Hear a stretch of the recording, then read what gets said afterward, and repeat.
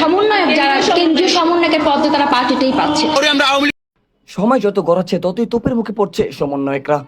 গেল 2 মাস আগেও যারা ছিল বাংলাদেশের প্রাণ বোমরা, সেই তারাই এখন জিন যত যাচ্ছে ততই পড়ছে তোপের মুখে।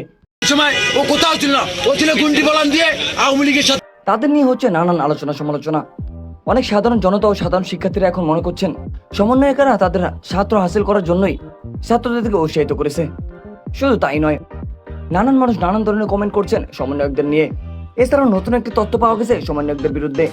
ঢাকা বিশ্ববিদ্যালয়ে যখন জামাত শিবিরের কমিটি দেওয়া হয় ঠিক তখন থেকেই নতুন এক তথ্য উঠে আসছে সমন্বয়কদের বিরুদ্ধে। সেই তথ্য অনুযায়ী বলা হচ্ছে জামায়াত শিবিরদের সাথে যোগ দিয়েই করা হয়েছিল আন্দোলন। তাহলে কি ছাত্রদের পিছনেও এরকম মুখোশ পরা ছিল সমন্বয়করা?